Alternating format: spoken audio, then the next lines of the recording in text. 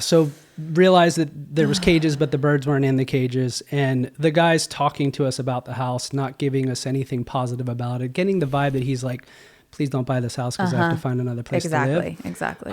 We're in mid-conversation and one of the birds goes to the bathroom between us. And I'm like feeling Jessica over my shoulder like, oh my God, she's probably losing her mind. Without skipping a beat, the guy pulls out his wallet and pulls out his AAA card. Like I'll never forget this. I love that you saw that it was the AAA card too. Because I mean, they're kind of thin and plastic and, pliable. I have one in my wallet. Yeah, me too. Premium member forever. For sure. And he scrapes the bird poop up and then grabs a napkin, wipes it on the napkin, puts his card back in his wallet and like didn't even skip a beat.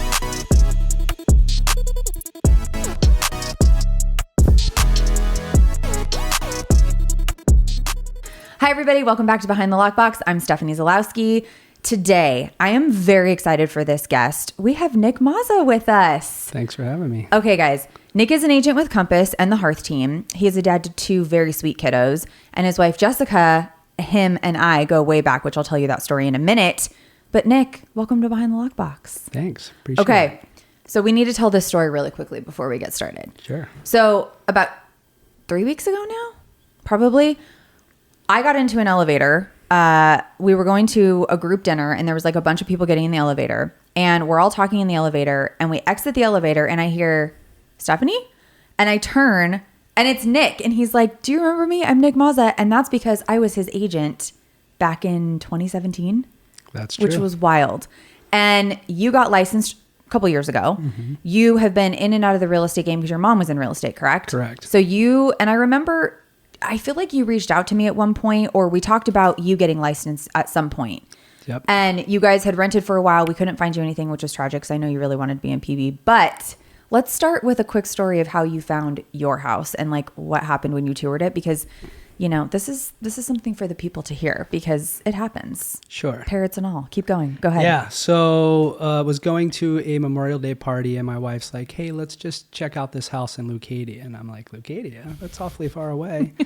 Out of area. But I'll entertain it. Sure. Let's go check it out. So we roll up to this cul-de-sac. There's this very unassuming house. It's a twin home. Okay. It's doesn't share walls, right? It's just like It shares one wall. Oh, it does. Yeah, so okay. it's attached.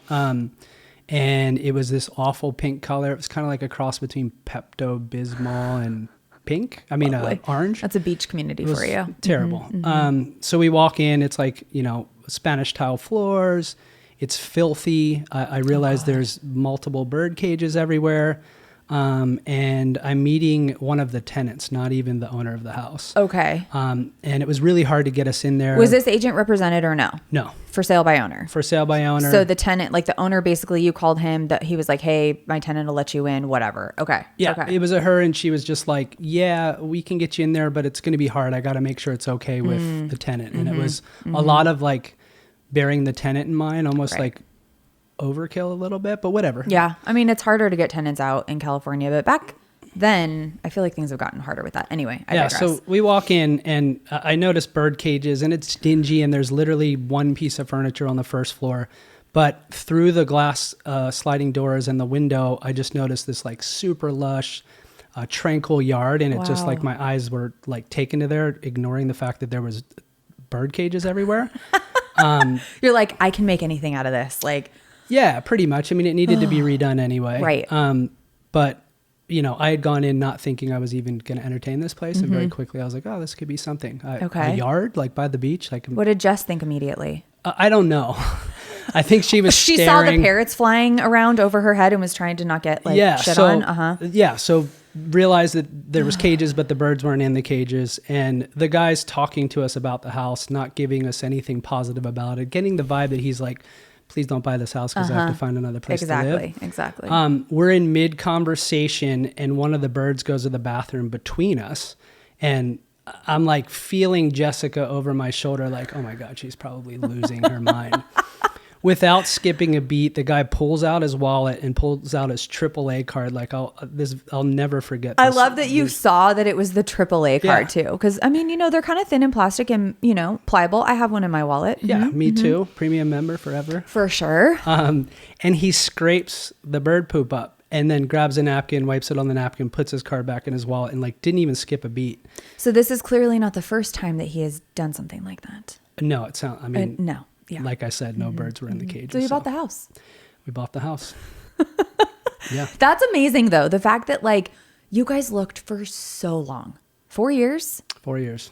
And Plus. then, yeah, like it was insane. And the fact that, and I love that, like, that happens a lot, by the way, where buyers are looking in one particular area and then they find something. I mean, you went all the way to North County, you know what I mean? But don't you love it up there? It's amazing. Yeah. I don't leave my neighborhood. I feel like I'm in one of the best beach communities in all of California. You are, for sure. I mean, I'm obviously down here in the shores and it's amazing, but like I lived in North County probably 10 plus years ago, and I loved it up there. I love going back every once in a while. And I'm like, oh, I could do this again. You know what I mean? But I'm so ingrained down here now that it's a little bit harder. But anyway, well, good. I'm glad you found something. Yeah. I mean, look, I'm sad I didn't sell you anything. For sure. But I'm also glad that we're friends again and that you're back in the business. Like that was wild when we saw each other at that dinner. Totally. I was like, this is like, and that's when I was like, you have to come on the podcast. Like, this is so, what did Jess say?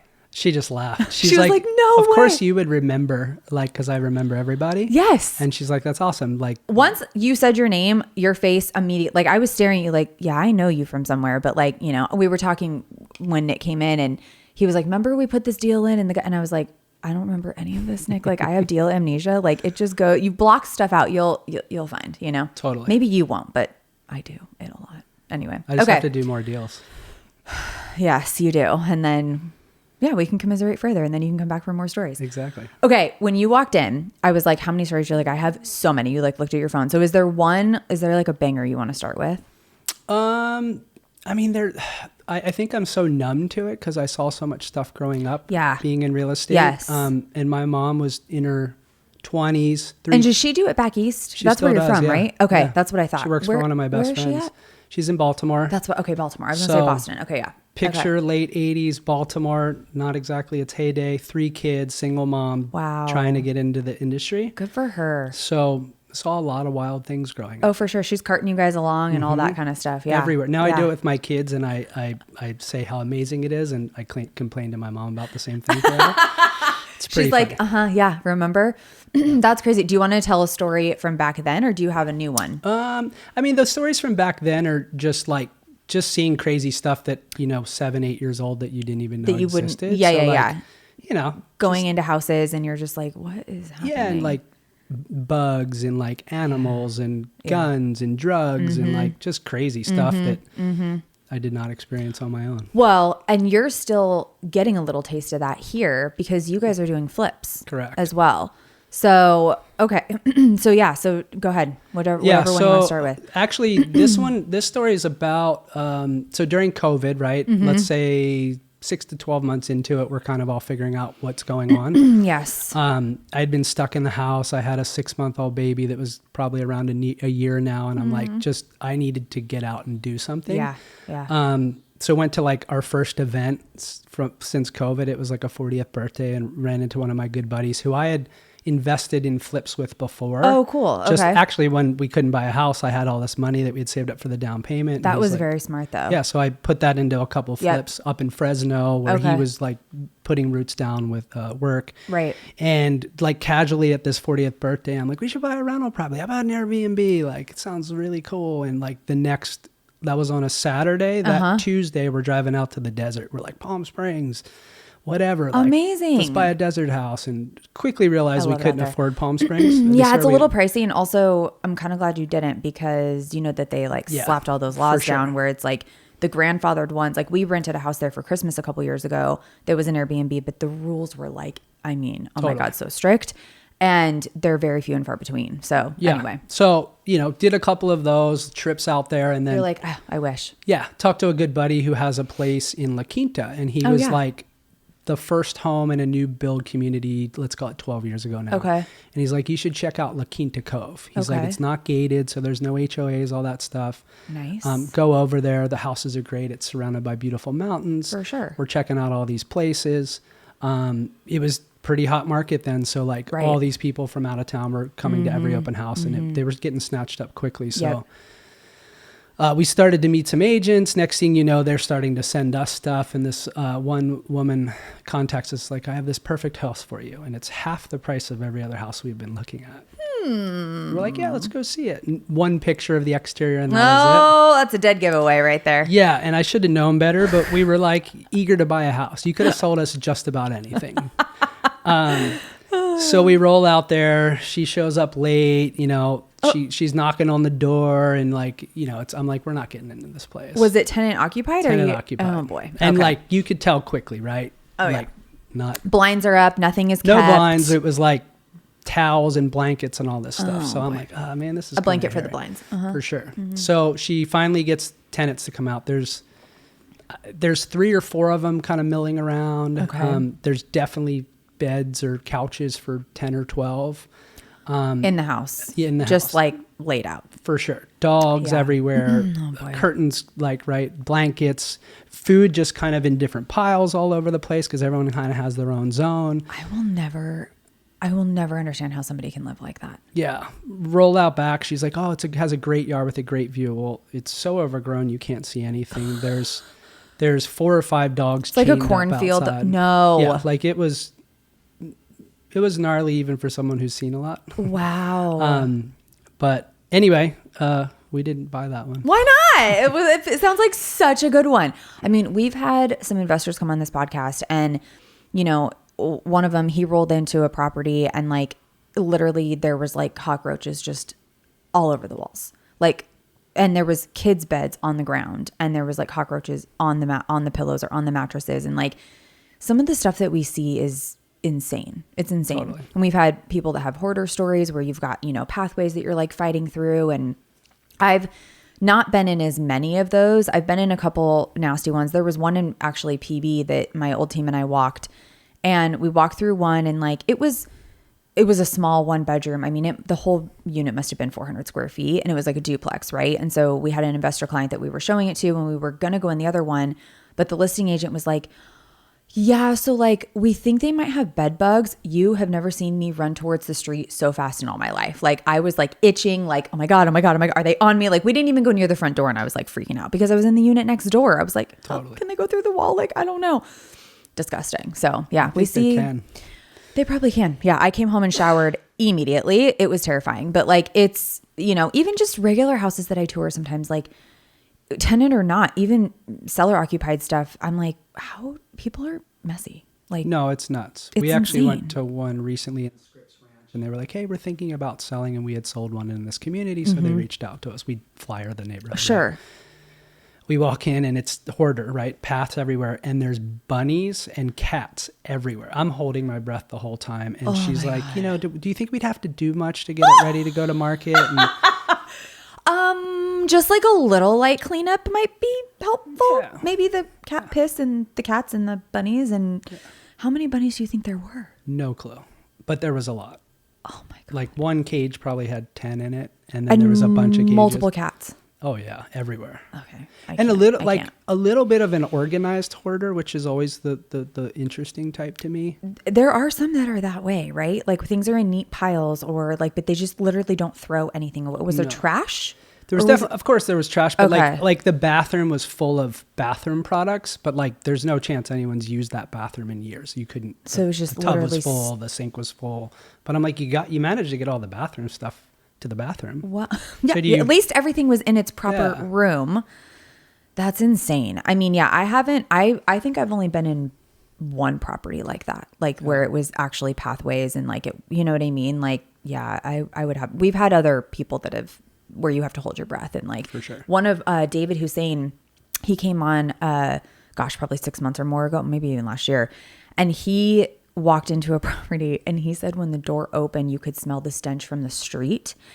And he was like, no, man, it's all you do, his partner. So his partner goes in, they eventually get the person out, but they left behind, there was baby quail in the tub. Oh, wow. And kittens. And they had to literally call animal control and be like, what do we do? And one of the animal control people well, you got it. The quail is yours. And they're like, what do you mean? He's like, I was like, did he take it home to his wife? What did he do?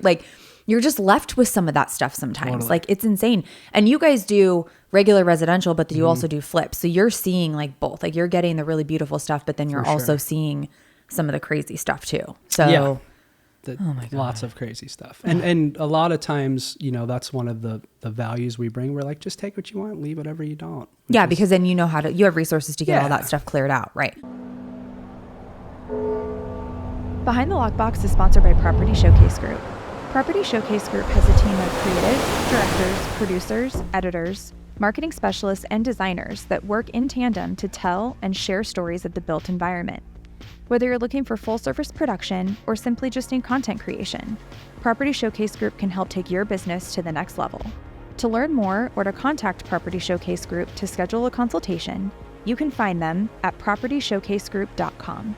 That's spelled PROPERTYSHOWCASEGROUP.com. PropertyShowcaseGroup.com.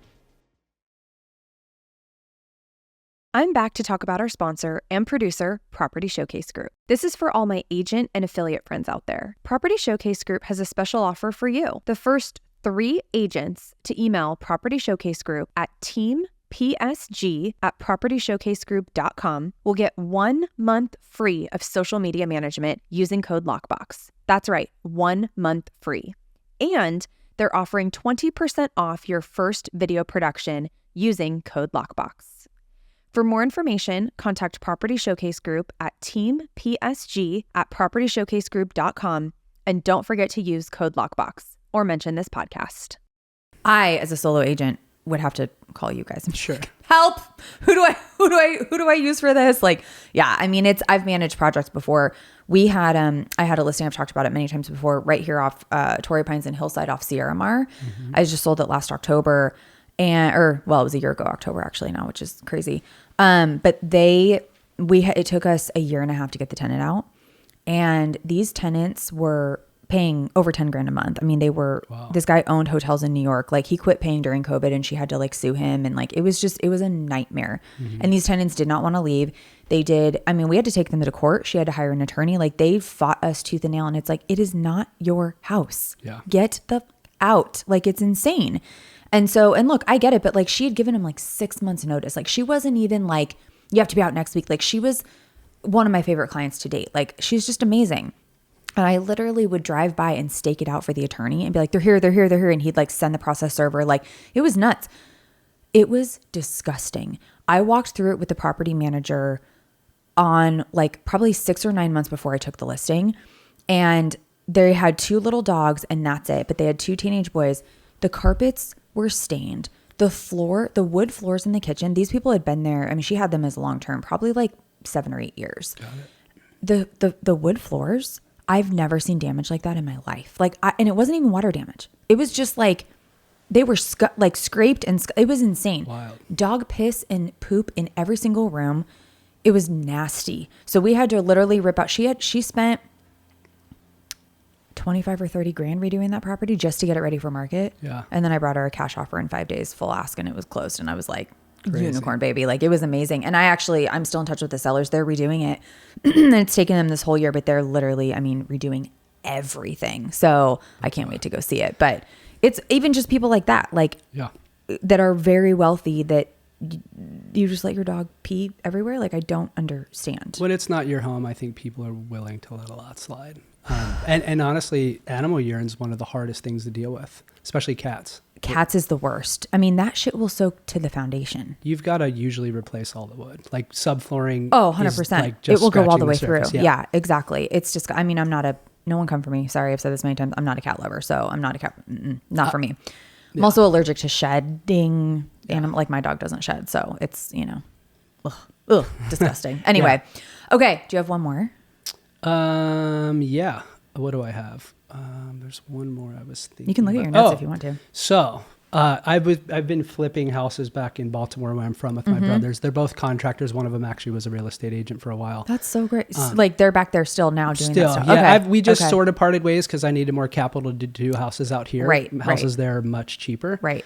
But one of the last projects we did together, row house, very common brick. They're super easy to do. We know exactly what needs to go into them. They're all, the floor plans are pretty standard in a row house. Yeah. So my brother lives back there. Bought this one, looked like it was abandoned. It wasn't. There was people living in there.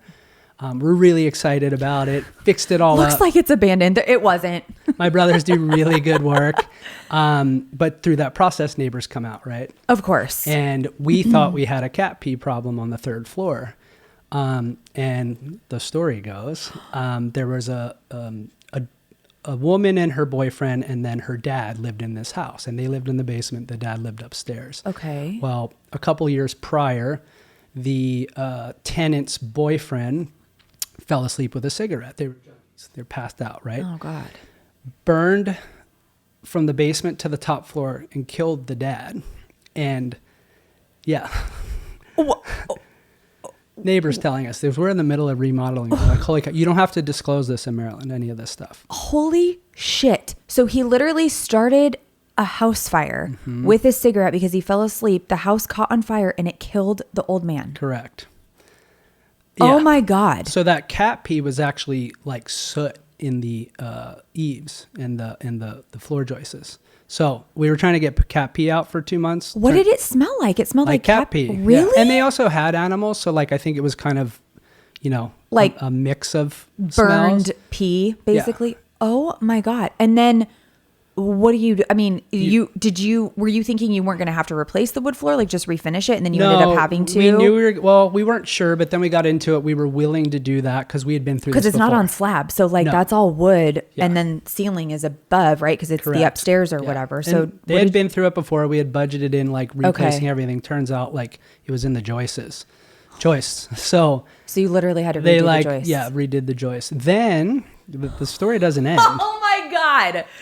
Then I don't know how much time later, the reason we got the house is because he died of a drug overdose, and then No one was there. they were like, you're like, yeah, the house is for sale. Like, cool, we'll take it. But he died in the house of a drug overdose? Two deaths in some short period of time, which is why I think nobody bought it, but we were the lucky winners. Were you able to sell it again? It cash flows. It's a rental. Shut up. To this day. To this day. Is there anything like weird or supernatural or creepy that's happened there that you Don't know. No one has said We have a anything. Property manager? Property manager that just gives us our monthly report and our money. And tenants are there, and is it in a good part of Baltimore or in a rougher part? It's in an okay part. Okay, I know there's we still used to rougher live in the parts. neighborhood. Like my brother's first home that we lived in together was in that neighborhood. Yeah. You wouldn't want to be there forever. Yeah. Yeah, pretty wild. Does he know what happened there? I don't know. I'm a silent partner for the most part. You're like, I'm not telling him, but he'll keep a good eye on the praise. That is insane. Yeah. So like, do you know anything about the fire? Like, I'm going back to this because I can't really move on. Like, how did they get it out? Did they have to call 911? You don't know. Yeah, like, for sure. So like, it was went a big through fire. The roof. Yeah, like, did it touch other units? I don't think so, but because I believe there's brick walls between everything. That makes sense. Firewalls. Sure. Yeah. Okay. But this happened in the basement. There's 3 stories. So this went through the middle floor up to the top floor. So my brother lived in DC proper for a little while, and now he's in Reston, Virginia, but we fly into Baltimore from time to time to like go to his houses. It's 45 minutes away. So I'm familiar with all of those like row houses and everything. And he had a row house in DC, and it was the same thing. Like you walk in the front door and you go down to the basement, or you go up to the main level, which is the kitchen and living, and then you go up to the bedrooms. So I can picture a fire starting in the basement and just going all the way up to the 3rd floor, essentially. Yep. That's insane. Yeah. I mean, look, it's just a story, but it seems to check out based on, Yeah. Oh, I'm sure. Everything that you had to figured do. Out. We're like, oh, that sort of makes sense now. And we learned that while we were trying to get rid of that smell. So it allowed us to change what we were doing a little bit. Yeah. I forget what my brothers did, but, they did some research to figure out how to get rid of the smell. And that's also wild. Again, if they had animals, that's probably why, but that's crazy that like I've never, and I don't know why I would ever know this or hear of it, but I've never heard that like after a house fire, soot or anything would like stay, but it does make sense. Like fire and smoke, and I mean, it does so much smoke damage. Smoke does so much damage. You know what I mean? Yeah. So that's crazy. Oh my God. Okay. Let me do a time check. Okay. Do you have one more story that you have in mind, or do you want to play a game? No, I'd like to come back, so I'll save some stories. Okay, good. I love that you want to come back. Okay.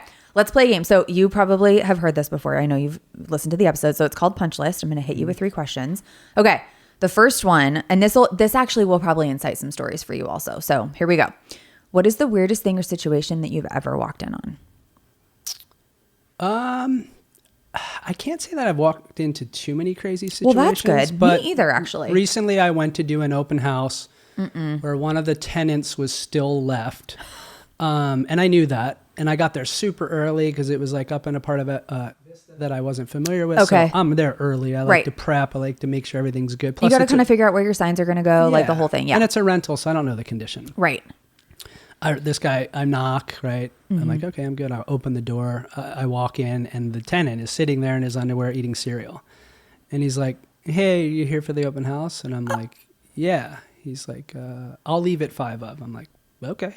And it's like 11:15 for a 12 open house. I'm like, all right, cool.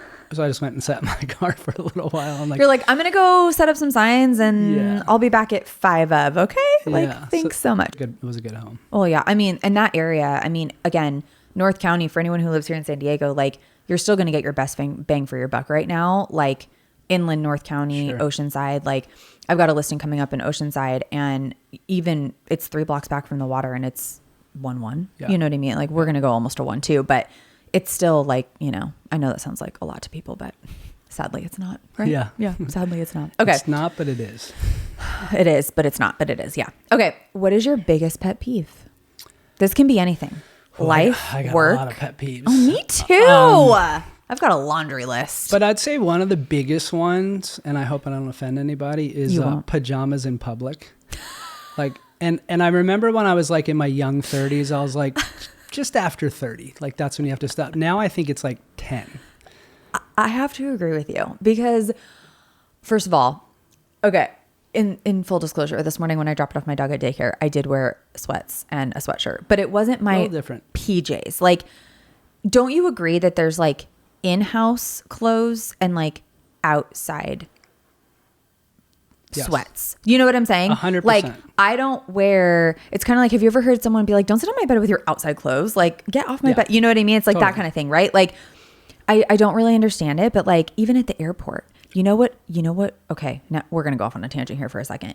You know what really grosses me out is when you're on an airplane and you see like a grown adult, meaning like a girl in her 30s or even late 20s, that is carrying some sort of stuffed animal or a blanket onto the plane. Or a pillow.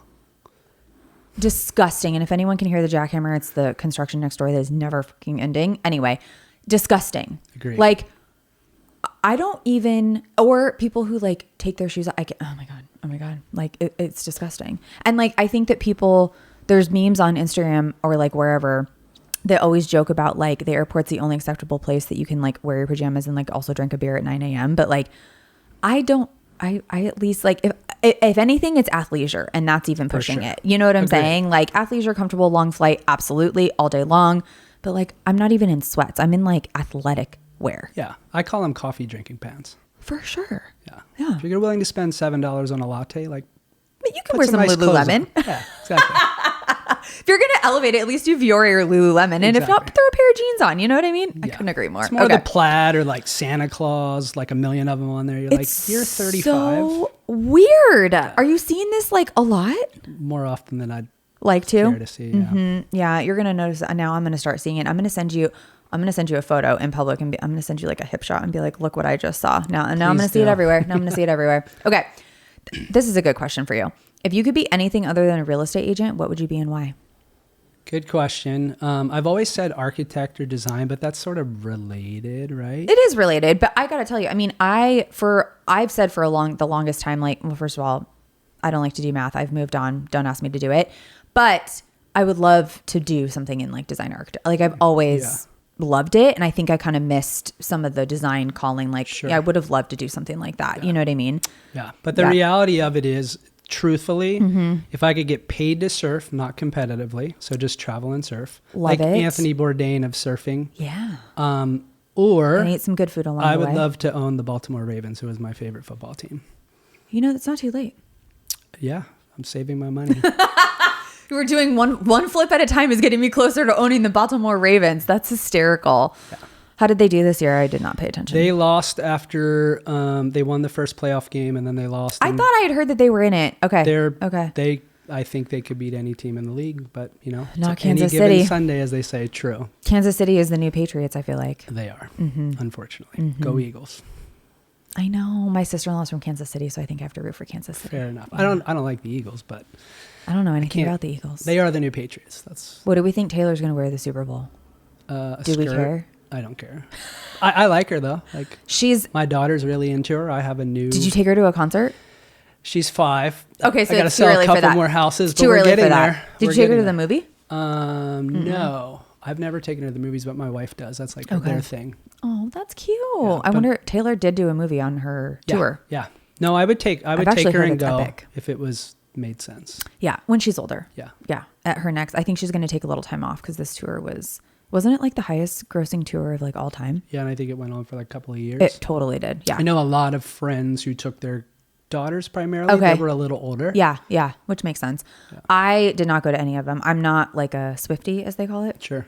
I like her music, like I'm fine with it, but I mean, good for her, you know. But I have seen her wearing a lot more dripping in like labels lately. Got it. So we'll see what she wears at Super Bowl. Yeah. I'll text you on Super Bowl Sunday and be like, what do we think, Nick? What do we think of her outfit? What does your daughter think more importantly? It's funny. I don't know how much she like knows what she looks like or who she is exactly. She likes the music though. But we can belt every word to all this. I can now too, which is wild. I love that for you. Yeah. I'm actually picturing this happening on a Saturday morning while you're like making pancakes. It's mostly in the car. We do a lot of pancakes, but it's she has her own playlist on Spotify. Margot, my niece, has her own playlist too, but it's a lot of Spanish songs. Got it. She's going to be bilingual. The nanny is bilingual. Got it. So I'm trying to learn them. But I actually found there is a DJ for kids who does house music. Yep. I don't like house music. Have you seen him? Everyone sends them to me because I've been a DJ for most of my life. So. That's right. Yeah. Oh, you could DJ. That could be another one. I've already done that. Oh, wait, that was okay. That was already done and gone. Well, I sent it to my brother because he does listen to some house music, and I was like, new playlist incoming. So we should exchange playlists. Please do. Although she's only 1.5, so some of the ones I have, I think, are not going to be. Maybe you need to share what you have with me. Okay. I need to get her dancing a little bit more. You know what I mean? Yeah. Right now, it's a lot of Vaca Lorla. Do you know what that is? Nope. Yeah, it's about a cow. In Spanish. And I know the song. Okay. I will not be singing it for you guys, but here we are. Yeah. Well, my daughter's in the dual immersion program, so she's learning Spanish. There you go. So it could be I helpful. wish, it's funny. I took Spanish. I grew up in Arizona, so like I took it in high school and maybe in college. I don't know, but I could probably get around in Mexico, like asking for certain things, but that's about it. And like I've had Spanish speaking clients and I can understand some of the stuff they're saying, but like conversationally, no. Anyway. Fair enough. I'd like to learn Italian, but I only want to learn Italian if I'm going to be immersed living there. Take a sabbatical. Do you hear that, jackhammer? I do. Yeah. That means everyone else can hear it too. Okay. On that note, we can wrap up. Thank you so much for being here. Thanks for having you're me. Coming back for part 2. We need to get Sander here too. Sure. Yeah. We'll do. Oh, and Wilson was going to come too. Should we just get all 3 of you? We can. We will go to a studio. Wait, you guys have an office, don't you? We do. It's on the 101 though, so we Is it probably loud? deal with some. Yeah, we have the train and all that fun stuff. Okay. Well, I have a studio. I have another studio we can record at. We'll go to the studio. We'll get all 3 of you. That'll just be a nice unhinged moment, you know?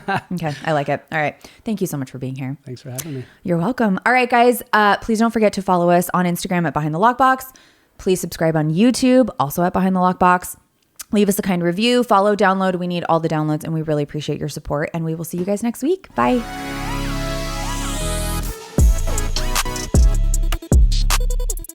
Thanks for listening. Behind the Lockbox is produced and edited by Property Showcase Group.